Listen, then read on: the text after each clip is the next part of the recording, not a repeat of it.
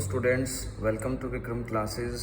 आज हमारा topic lone pair bond pair है। तो इसके बारे में हम सभी चीज़ें देखेंगे और उनके इफ़ेक्ट देखेंगे, कैसे ये चीज़ें किसी भी मॉलिक्यूल के स्ट्रक्चर को इफ़ेक्ट करती हैं। लोन पेयर का मतलब होता है ऐसा पेयर ऑफ इलेक्ट्रॉन जो किसी भी बॉन्ड में पार्टिसिपेट नहीं कर रहा, तो जो किसी भी बॉन्ड फॉर्मेशन में ना जाए, उस पेयर ऑफ इलेक्ट्रॉन्स को कहते हैं लोन पेयर ऑफ इलेक्ट्रॉन्स। इनको रिप्रेजेंट करने के लिए सिंपली एक क्लाउड होता है इस तरह का, उसके अंदर ऐसे दो इलेक्ट्रॉन रख दिए जाते हैं। So this is the way to represent lone pair of electron. And ये वाले इलेक्ट्रॉन कभी भी किसी बॉन्ड में पार्टिसिपेट नहीं करते। और जब किसका उल्टा कर दें, बॉन्ड पेयर को देखें, तो बॉन्ड पेयर के इलेक्ट्रॉन क्या करेंगे, किसी भी बॉन्ड को बनाने में हेल्प करेंगे। It means they participate in bond formation. और इनको रिप्रेजेंट करने के लिए एक स्ट्रेट लाइन होती है, और वो स्ट्रेट लाइन का मतलब होता है दो इलेक्ट्रॉन, एक यहाँ पर इलेक्ट्रॉन है और एक यहाँ पर इलेक्ट्रॉन है। इसका मतलब होता है सिंगल बॉन्ड। और सिंगल बॉन्ड के अंदर एक बॉन्ड पेयर ऑफ इलेक्ट्रॉन्स होते हैं। तो इनको और ज़्यादा डिटेल में और इनके इफ़ेक्ट को समझने के लिए हमें एक एग्जांपल लेना होगा। और एग्जांपल ले लेते हैं हम, सबसे सिंपल वाटर में एक हाइड्रोजन है, दो हाइड्रोजन है और एक ऑक्सीजन है। सबसे पहले तो हम ये देखेंगे कि ये तीनों कितने बॉन्ड बनाएंगे। तो उसके लिए हमें इनका देखना होता है ईसी मतलब इलेक्ट्रॉनिक कॉन्फ़िगरेशन। हाइड्रोजन के अंदर एक इलेक्ट्रॉन है, तो इलेक्ट्रॉनिक कॉन्फ़िगरेशन भी 1 ही होगा। इसका भी इलेक्ट्रॉनिक कॉन्फ़िगरेशन 1 होगा। ऑक्सीजन के अंदर इलेक्ट्रॉन होते हैं 8 का मतलब 2,6। सो this is the electronic configuration of this hydrogen and oxygen. इस कॉन्फ़िगरेशन को देखने पे हमें पता चलेगा कि इसको अपना डुप्लेट पूरा करना है। और डुप्लेट पूरा करने के लिए इसको रिक्वायरमेंट है, एक तो इसके पास है इलेक्ट्रॉन, एक और चाहिए इसको। इसका मतलब इसको it require 1 electron. It also require 1 electron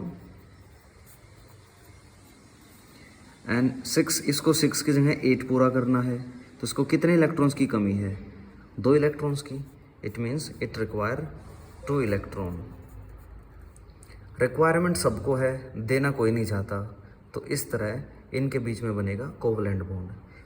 अगर कोई एक जना देना चाहता, दूसरा लेना चाहता, तो उसके बीच में बन जाता ionic bond.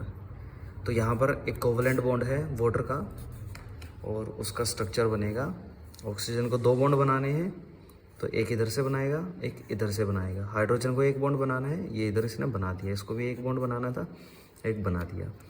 This hydrogen is sharing this 1 electron with oxygen, and oxygen is sharing 1 electron of hydrogen. So they are mutually sharing 1 electron each other. Same process here. किसी भी स्ट्रक्चर को बनाने के लिए हमें सबसे पहले उसके सभी इलेक्ट्रॉन्स को लिखना पड़ता है। सभी कौन से इलेक्ट्रॉन्स को, वैलेंस इलेक्ट्रॉन्स को। तो इसका वैलेंस इलेक्ट्रॉन 1 है, वो ये लिख दिया। इस हाइड्रोजन का भी वैलेंस इलेक्ट्रॉन 1 है, वो हमने यहाँ पर ये डॉट बना दी। इस ऑक्सीजन के यहाँ पर टोटल वैलेंस इलेक्ट्रॉन 6 हैं।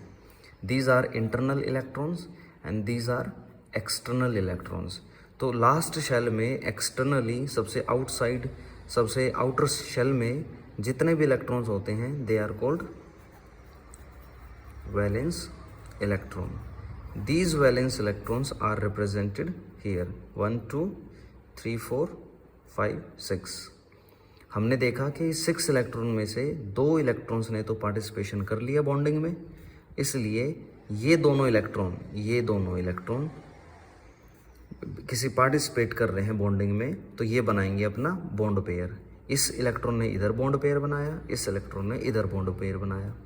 बट ये दोनों क्या करें, ये दोनों तो फ्री हैं, कुछ नहीं कर रहे हैं, तो इसलिए अब कुछ नहीं कर रहे हैं, तो इस तरह हम उनको क्लाउड में रिप्रेजेंट कराएंगे। And these are lone pair of electrons. तो ये थे हमारे lone pair and bond pair.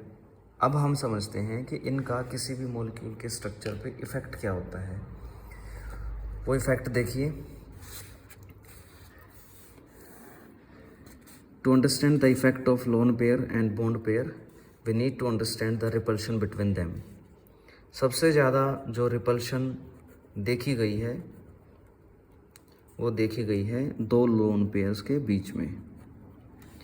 दूसरे नंबर पे स्ट्रेंथ देखी गई loan pair and bond pair के बीच में। तीसरे नंबर पे देखी गई एक बॉन्ड पेयर और दूसरे बॉन्ड पेयर के बीच में। इसका मतलब ये हुआ कि जितना ज़्यादा रिपल्शन इन दोनों के बीच में होगा, one loan pair and another lone pair, वो सबसे ज़्यादा होगा। इनके बीच का जो रिपल्शन होगा वो सबसे ज़्यादा होगा because it is on first position. इनके बीच का जो रिपल्शन होगा वो कमज़ोर होगा इनके मुकाबले, इसलिए ये वाला रिपल्शन डोमिनेंट है और ये वाला रिपल्शन कमज़ोर है।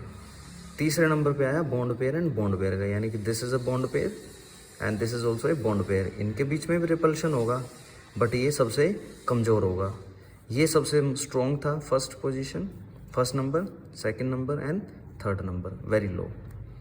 अब इसकी वजह से होगा क्या, ये जो दोनों लोन पेयर थे, दोनों लोन पेयर एक दूसरे को धक्का लगाएंगे, रिपल्शन दिखाएंगे और एक दूसरे से दूर हो जाएंगे।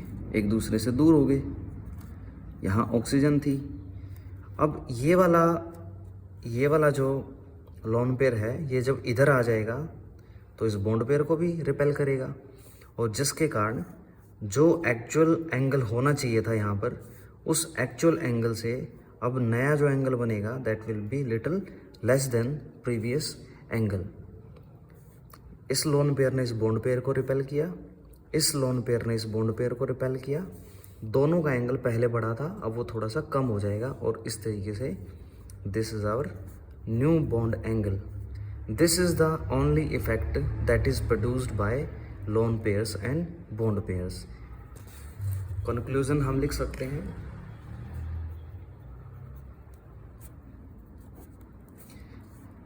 दे reduce bond angle. So this is it. If you have any problem understanding this topic, please let me know in comment section below. अगर आप चाहते हैं कि आपकी पसंद के किसी टॉपिक पे मैं नई वीडियो बनाऊं तो वो भी आप मुझे कमेंट्स में बताएं। Thank you.